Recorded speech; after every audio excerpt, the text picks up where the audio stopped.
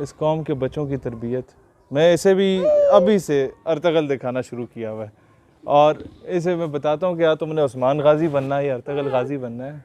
पैदा हुआ था, now he is 6 months old, ओए जवान, एंड इसका नाम मोहम्मद सुल्तान सलाहुद्दीन हैदर रखा। हैदर करार की जुर्रत और सुल्तान सलाहुद्दीन अयूबी की तलवार का जब मुजाहरा होता है ना, उसका एक अपना चाम होता है। ख़ानदान में बच्चा पैदा हो किसी जानने वाले का, तो मैं उसे कहता हूँ इसका नाम सुल्तान सलाहुद्दीन अयूबी रखो, या नूरुद्दीन जंगी रखो, या कासिम रखो, या तारिक बिन ज़ियाद रखो, या खालिद बिन वलीद रखो, जब तक आप हंसले हैं या लोले हैं तो कहने का मकसद ये है कि मेरे बाप ने मुझे मुजाहिद बनाया। वो मुजाहिद था, वो अफवाज पाकिस्तान में रहे, छोटे बेटे को फ़ौज में भेजा, पूरे ख़ानदान फ़ौज में। अगर मैं सिविलियन हूँ तो मैं अपनी फील्ड में रहकर इस कौम का डिफेंड कर रहा हूँ। तो मैं चाहता हूँ कि ये जवान भी फ़ौज में जाए, मुजाहिद बने, पाकिस्तान का दिफा करे। मैं अभी से इसे उर्तगल दिखाना चाह रहा हूँ, दिखा रहा हूँ। हाँ, हम लोग, मैं बेगम और ये इकट्ठे बैठ के देख रहे हैं। पाकिस्तानी कौम भी उर्तगल देख रही है। वो मैं कहता जनाब मोदी साहब, तुसी जंग दी गल कर रहे हो, ख्याल रखियो कौम अर्तगल वेख रही है, कौम और ये ਤੁਹਾਡੀ वो जो इस्तेमाल शुदा अदाकाराएं हैं ना, वो नहीं देख रही।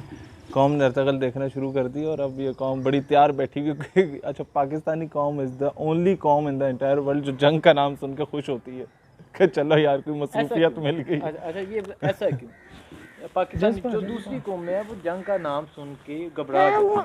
हाँ, पाकिस्तानी कौम आपने कहा जंग का नाम सुन के खुश होती है, इसकी वजह क्या है? इसकी वजह यह है कि ये गाजी, ये तेरे पुरस्कार बंदे जिन्हें तूने बख्शा है ज़ोके खुदाई, दो नीम इनकी ठोकर से सहरा व दरिया सिमट कर पहाड़ इनकी हैबत से राई, दो आलम से करती है बेगाना दिल को, क्यों अजब चीज़ है लज्जत आशनाई, शहादत है मतलूब व मकसूद मोमिन, न माले गनीमत न किश्वर कुशाई।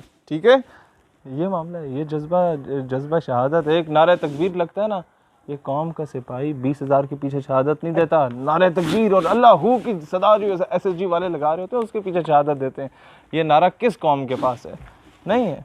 यही चीज़ है जो हमारे जवान को वहाँ भेजती है बॉर्डर पे और वो शहीद होता है, जो वो लड़ता है आखिरी, वो उसका बाप उसे कहता है कि जनाब हाँ बेटे की लाश आई है, तो वो साहिब अवान साहब ने कहा लेफ्टिनेंट फैज़ सुल्तान शहीद के बारे में, अपने बेटे के बारे में, शहीद हुआ है, अच्छा रोको उधर ही, सीने पे गोली लगी है, पीठ पे लगी है, सीने पे लगी है सर, ले आओ। ये जज्बा होता है इस कौम का। अच्छा शहीद भाई, आपके वालिद आर्मी अफसर, आपको आपने कहा आपका एक भाई आर्मी में, ठीक, आप कह रहे हैं कि मैंने इसको तैयार करना है। हाँ, इसकी वजह क्या है? ये जो जज्बा है ये किस तरह जज्बा आता है? सर ये तरबियत में होती है। मेरी वालदा है, वो एक फ़ौजी की बेटी है, एक फ़ौजी की बीवी है, एक फ़ौजी की बहन है और एक फ़ौजी की माँ है। तो हमारा तो पूरे ख़ानदान इस तरह अल्हम्दुलिल्लाह। मेरे नाना फ़ौजी थे, मेरे मामू फ़ौजी हैं, मेरा भाई फ़ौजी है, वालिद फ़ौजी हैं, ददयाल में भी सारे अल्हम्दुलिल्लाह मेजॉरिटी। तो ये चीज़ें आपको निसाब से नहीं मिलता, इश्क़ रसूल और हुब्बुल वतनी का जज्बा नसब से मिलता है, नसब से। ये बुज़ुर्गों से चला आ रहा है, नूरुद्दीन जंगी को भी अपने नसब से मिला था। ये सारी हस्तियाँ जो हैं इनको इनके बुज़ुर्गों से ही वो इश्क़ रसूल और वतन से मोहब्बत का जज्बा जो है मिला था। तो आई विश कि हमारे आने वाली नस्लें भी हज़ूर अलैहिस्सलाम के इश्क में अपने वतन अज़ीज़ पाकिस्तान के लिए कुर्बानियाँ दें। नहीं ये अभी जज्बाती हो गए। अच्छा शहीद भाई, क्या समझते हैं, देखें अभी कश्मीर पे बात हो रही है, क्या इससे पहले हमें भारत का टोटल बाइकाट नहीं करना चाहिए? उसकी इंडस्ट्री, फिल्म इंडस्ट्री। नहीं मैं आपको एक बात बताऊं, बहुत सिंपल सी बात है सर। ये कहानियाँ होती हैं हमारी कौम को बेवकूफ़ बनाने के लिए कि जी इंडिया की फिल्में ना देखो, तो वो ठीक है नहीं देखते। और भाई कश्मीर नहीं आज़ाद होता यूँ, आपको ये कौम ने ख़त्म कर दी इंडिया की फिल्में देखना। और इंडिया से आ कह रहा है, इधर केले आ रहे हैं, वो प्याज आ रहे हैं, वो कहते हैं प्याज नहीं देंगे, दफ़ा हो जाओ, नहीं लेने तुम्हारे प्याज, केले नहीं देंगे। इंडिया हमें धमकियाँ देता है, रखो अपने केले जहाँ मर्जी रखने, हमें नहीं चाहिए। मसला सिर्फ ये है कि भाईजान कश्मीर का हल सिर्फ और सिर्फ जिहाद है, उसके अलावा कोई हल नहीं है। पहले भी आपको मैंने बात की थी, मैं दोबारा ये बात कह रहा हूँ, अगले 2 साल में अगर कश्मीर के लिए हमने जिहाद ना किया तो कश्मीर आज़ाद कभी भी नहीं होगा, क्योंकि अमेरिका अभी अफ़गानिस्तान में है, अमेरिका वापस जा रहा है। अभी अगर हम जिहाद करेंगे और अमेरिका पंगा लेना चाहे तो उसकी दुम पे हमारा पाँव होगा, उसका रूट यहाँ से जा रहा है।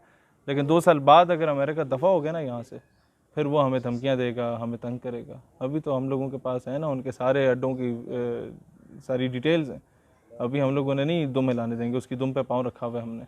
लिहाजा मैं यही कहता हूँ तमाम लोगों को कि it is the right time कि आप कश्मीर को आज़ाद करवाएं। ठीक। अभी कल की वीडियो के बॉर्डर पे हालात काफ़ी कशीदा हैं, गोला बारी हो रही है, पाक आर्मी करी, लेकिन पाक आर्मी पे बात करूँ, पाक आर्मी के खिलाफ लोग बोलते हैं, हमारे पाकिस्तानी बोलते हैं, क्या वजह है? वो आर्मी जो डेली की यार ये जो 2-4 सियासतदान है ना, ये जो कहते हैं खलाई मखलूक, ये खलाई मखलूक उस वक्त बॉर्डर पर शहादतें दे रही होती है जब ये अपनी बेगमात के साथ सुकून की नींद सो रहे होते हैं। पॉलिसी से इख्तलाफ मुझे भी है मुशर्रफ की, लेकिन इसका मतलब ये नहीं है कि आप वो जो जवान बेचारा शहादतें दे रहा है वो जो, लेकिन मसला सिर्फ ये है कि उन पॉलिसीज़ को आड़ बना के आप उन सिपाहियों, उन लेफ्टिनेंटों कप्तानों को बेचारों को तनकीद का निशाना बनाएं जो बेचारे वहाँ से सियाचिन से अभी गोली खा के आ रहे होते हैं, और जैसे ही ठीक होते हैं CMH से तो फिर वॉलंटियर करते हैं, सर अभी हमें ज़रा LOC भेज दें। वो जब घर वापस आता है और आगे वो उसके शहर में नारे लग रहे होते हैं, ये जो दहशतगर्दी है इसके पीछे वर्दी है, वो कहता होगा कि यार मैं इन उल्लू के पट्ठों के लिए अपने सीने पे गोली खा रहा हूँ। You got my point? उसके जख्मों में नमक छिड़का जा रहा है। आपको इख्तलाफ है किसी जर्नल से, उसका नाम लेके बोलेंगे मुझे इससे इख्तलाफ